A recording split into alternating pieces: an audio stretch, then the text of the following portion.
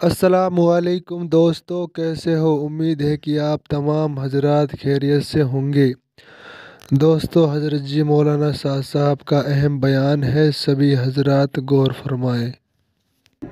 ان سارے گشتوں کا مقصد مسلمان کو منکر کے ماحول سے نکال کر عمل کے ماحول میں لانا ہے۔ ملاقاتیں کر کے چھوڑ دینا یہ تبلیغ کے گشت کا موضوع نہیں ہے، صاف صاف بات ہے۔ ہاں ٹھیک ہے، کوئی آنے سے حضور کر رہا ہے تو ہم خوشامد کریں گے۔ وہ کہتا ہے میں اس وقت نہیں آ سکتا، ہم مجبور نہیں کریں گے، زبردستی نہیں کریں گے، ہم وہاں بات اس سے کر لیں گے، پھر ہم کہیں گے پھر آپ کون سا وقت مسجد کو دیں گے بتائیے؟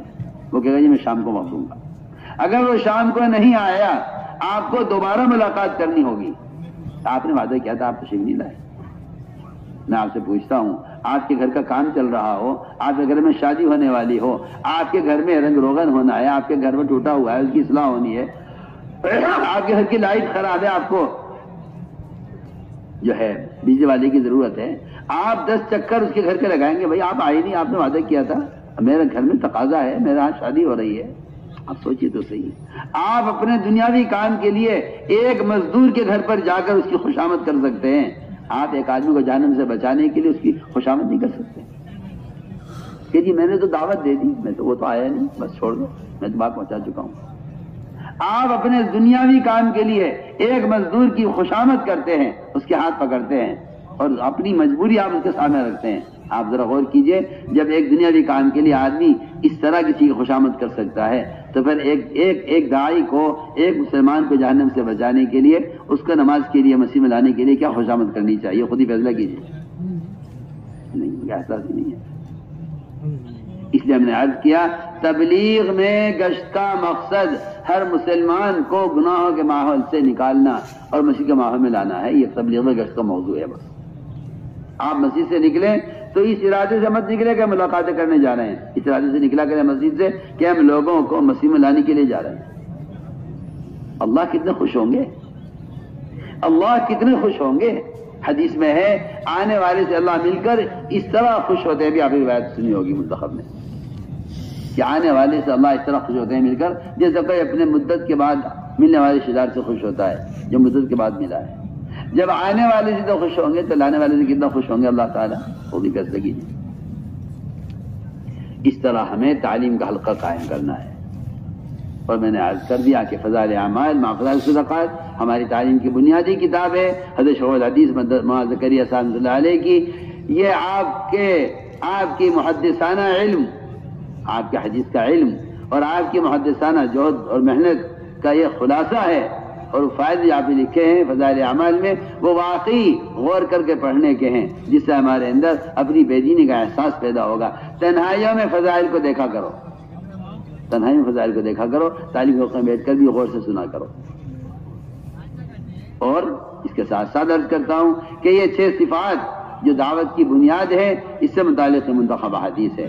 اس کی تعلیم کا اہتمام ہر ملک میں، ہر مسجد میں، ہر مرکز میں، ہر گھر میں اس کا اہتمام کیا جائے، تاکہ ہمیں معلوم ہو کہ یہ 6 نمبر نہیں ہے، بلکہ یہ محمد صلی اللہ علیہ وسلم کی احادیث میں وہ صفات ہیں جن صفات کو اپنے اندر پیدا کرنے کی ضرورت ہے۔ اگر ان کو نہیں سنو گے اس کا احساس ختم ہو جائے گا۔ اس طرح ہمیں ان کتابوں سے تعلیم کا اہتمام کرنا ہے۔ علم و ذکر اس کا خلاصہ ہے، اللہ کی اطاعت اس کے دھیان کے ساتھ ہو جائے، اس لیے اللہ کا دھیان جمع کر ذکر کرنا ہے۔ اللہ کے دھیان کے بغیر ذکر کرنے سے دلوں میں غفلت، سستی پیدا ہونے ایسا کا ملفوظ ہے کہ اللہ کے دھیان کے بغیر ذکر کرنا وہ بے ادبی ہے جس سے دلوں میں سستی پیدا ہوتی ہے، اور اس سستی سے گناہوں کی رغبت پیدا ہوتی ہے۔ جب ذکر کریں باوضو کریں، تنہائی میں کریں۔ اس طرح ایک طرفی تیسرے کلمے کی سبحان اللہ، الحمدللہ، لا الہ الا اللہ، اللہ اکبر، ولا حول ولا قوت الا باللہ العلی العظیم۔ ایک طرفی درود شریف کے استغفار کی 3 تسبیح صبح شام جی لگا کر اللہ کی طرف متوجہ ہو کر پڑھنے کا اہتمام کرنا ہے۔ افضل ذکر قرآن کی تلاوت ہے، روزانہ قرآن کو قرآن میں ہی دیکھ کر پڑھنے کا اہتمام کرنا ہے. موبائل میں قرآن کا پڑھنا، موبائل میں قرآن کا رکھنا قرآن کی توہین ہے، قرآن کی بے ادبی ہے، قرآن کو معصیت کے آلے پر رکھنا ہے، یہ قرآن کی بے ادبی ہے. اس سے اپنے آپ کو بچانا چاہیے. آپ ٹرین میں ہوں، بس میں ہوں، سفر میں ہوں، گھر میں ہوں، قرآن ساتھ رکھیے. سفر میں سامان میں قرآن ساتھ رکھیے. ہر آدمی کے لیے لازم اور ضروری ہے کہ وہ اپنے ساتھ سفر میں قرآن رکھے اور قرآن کھول کر دیکھ کر پڑھے. قادسیہ کی جنگ میں صحابہ نے جنگ میں قرآن ساتھ رکھا ہوا تھا. انہوں نے جنگ میں قرآن کے ذریعے اللہ کا مدد لیا. پڑھیے قادسیہ کی جنگ کا واقعہ پڑھیے، وہاں قرآن کو پیش کر کے اللہ سے مدد لی ہے. اللہ نے قرآن کے ذریعے مدد کی ہے. اس لیے وہ تاکید سے کہہ رہا ہوں، میں تاکید سے کہہ رہا ہوں کہ قرآن کو قرآن میں دیکھ کر پڑھنا ہے. اس لیے آپ سفر میں ہوں، ٹرین میں ہوں، بس میں ہوں، قرآن کھول کر پڑھیے. کیا بات ہے. آپ کا قرآن پڑھنا سب کے لیے عملی دعوت بنے گا. جو بھی دیکھے گا آپ کو قرآن پڑھتا ہوا، اس کے لیے آپ کا قرآن پڑھنا عملی دعوت بنے گا. حضرت عثمان کا قرآن پھٹ گیا تھا مسلسل دے کر پڑھنے کی وجہ سے. اکرمہ بن ابی جہل قرآن کو اپنے سینے سے لگاتے، اپنی آنکھوں سے لگاتے، کہتے کلام ربی کلام ربی. عبداللہ ابن عمر ہر نماز اور وضو کے درمیان قرآن کھول کر دے کر پڑھتے تھے. میں آپ سے کہنا چاہتا ہوں کہ یہ ان موبائل پر قرآن کا پڑھنا صحابہ کے طریقے کو مٹانے کی ایک سازش ہے، اس کے علاوہ کچھ نہیں ہے. کہ بھئی کیا ضرورت ہے قرآن کی اور کیا ضرورت ہے کتابوں کی جب موبائلوں کے اندر علم موجود ہے. میں کہتا ہوں شاید یہود و نصارہ چاہتے یہ ہیں کہ ان کا ذکر و تلاوت منکر کے ماحول ہے، منکر کے آلے کے ساتھ جڑ جائیں تاکہ ان منکرات کے ذریعے ان عبادات کے ذریعے سے یہ منکر کے اندر مبتلا ہوں. میں بہت اہم بات کہہ رہا ہوں، میں بہت اہم بات کہہ رہا ہوں. یہ زمانے کے لوگوں کی بے عقلی کی بات ہے کہ وہ کہتے ہیں علم اس سے بھی آ سکتا ہے. میں آپ سے پوچھتا ہوں کہ علم جیسا نور اس ظلماتی آلے کے پر چلے گا. امام اوزاعی کی مجلس میں بیٹھ کر جو ان کے طلبہ احادیث لکھنا چاہتے تھے، امام صاحب کہتے تھے لکھ مت لے جانا، حدیث کا نور جاتا رہے گا، تم لکھ کر لے جاؤ گے غفلت کے ماحول میں. آپ سوچئے تو صحیح. اس زمانے میں امام اوزاعی کے درس سے ان کے شاگرد حدیث لکھنا چاہتے تھے، کہتے لکھا مت لے جانا، حدیث کا نور جاتا رہے گا. آج آپ ان فلموں کے آلات پر حدیث کو ڈال کر آپ کو اس بات کا تصور بھی نہیں ہے کہ اس سے حدیث کا نور ختم ہو جائے گا جو اتنی ظلمتوں کا آلہ ہے موبائل. آپ سوچیے، آپ اپنی عقل لگائیے اس پر. آپ پر تو یہ رواج آپ کے دماغ پر مسلط ہو چکا ہے. آپ کو سنتوں سے مناسبت ختم ہو رہی ہے اور اب آپ رواج کے مؤید ہیں، سنت کے مؤید نہیں ہیں. حضرت فرماتے تھے جب اپنے رائے پر چلیں گے سنت کے دشمن ہو جائیں گے. ہم کھل کر آپ سے کہہ رہے ہیں. اس لیے قرآن ساتھ رکھیے، قرآن ہی میں دیکھ کر پڑھیے، قرآن کھول کر دیکھ کر پڑھیے. مسئلہ جائز ناجائز کا میں نہیں کہتا. میرے نزدیک تو ایک مسئلہ ہے کہ آپ پیشاب کے برتن میں پانی پینا جائز سمجھتے ہو، لیکن آپ کو پیشاب پینا کیسے لگتا ہے پیشاب کے برتن میں؟ آپ خود فیصلہ کیجئے. آپ کا دل کیا کہتا ہے، آپ کا ضمیر کیا کہتا ہے، بتائیے. آپ فیصلہ کیجئے. آپ کہتے ہیں برتن یہ بھی ہے، یہ بھی آپ پیجئے. پیشاب کے برتن میں پانی پی کے دکھلائیے. آپ کسی مہمان کو پیشاب کے برتن میں پانی پیش کر کے دیکھیے آپ کیا ہنگامہ کھڑا ہوتا ہے. وہ مہمان کیا کرتا ہے آپ کے ساتھ؟ کبھی پلٹ کر آئے گا نہیں آپ کے گھر. آج آپ ان موبائل پر آپ قرآن کی توہین کر کے یہ سمجھتے ہیں کہ قرآن باقی رہے گا ہمارے پاس. آپ سوچیے تو صحیح میں کیا کہہ رہا ہوں. آپ مہمان کو پیشاب کے برتن میں پانی پیش کیجیے. جی برتن ہمارے یہاں دونوں طرح استعمال ہوتا ہے، پانی کے لیے پیشاب کے لیے بھی. بتائیے آپ ہو سکتا ہے ایسا ممکن ہے؟ ہر کام کے لیے برتن ہے. یہ پیشاب کا برتن ہے، یہ کھانے کا برتن ہے، یہ پینے کا برتن ہے. ایسے ہی میں عرض کرنا چاہتا ہوں یہ قرآن پڑھنے کا طریقہ یہ ہے. موبائل جس کام کے لیے ہے اس کام کے لیے ہے. قرآن پڑھنے کا طریقہ جو ہے وہ ایک الگ چیز ہے. آپ اس کو ان دونوں کو جمع کر کے کیوں آپ خوش ہو رہے ہیں اور کیوں آپ اس کی کوشش میں ہیں کہ ایسا بھی ہو سکتا ہے؟ سوچئے اس کا ذرا.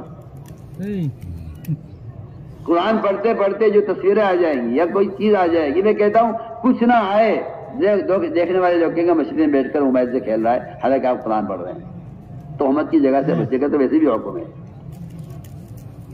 مگر کیا کریں جب عقل خفت ہو جائیں اور سنت سے تعلق ختم ہو جائے تو پھر آدمی رواج کا داعی بنتا ہے بجائے سنت اور صحابہ کے طریقوں کے داعی بننے کے. پھر وہ رواج کا داعی بنتا ہے. مولوی صاحب فرماتے تھے رواج کے خلاف ہماری جنگ ہے. مولوی صاحب کا ملفوظ نقل کر رہا ہوں. رواج کے خلاف ہماری جنگ ہے. سنت کے احیاء رواج کی جنگ کو کہتے ہیں. اور اگر یہ بھی ہے یہ بھی ہے یہ بھی ہے تو سنتوں کو مٹانا ہے اور صحابہ کے طریقوں کو ختم کرنا ہے، اور کچھ بھی نہیں ہے.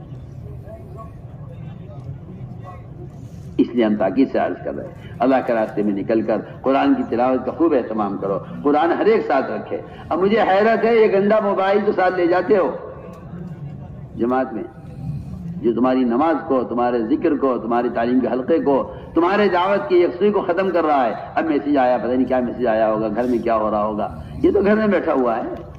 اگر جماعت میں نکلے یہ تاجر اور موبائل ساتھ لے گئے اور وہاں دکان کے حالات اپنے موبائل پر معلوم کر رہے ہیں اور دکانوں کے میسج سیل اتنی ہوئی ہے، پیسے کم مال اتنا نکلا ہے، اگر یہ میسج آپ کے پاس آ رہا ہے، اللہ کی قسم آپ جماعت میں نکل کر تجارت کر رہے ہیں.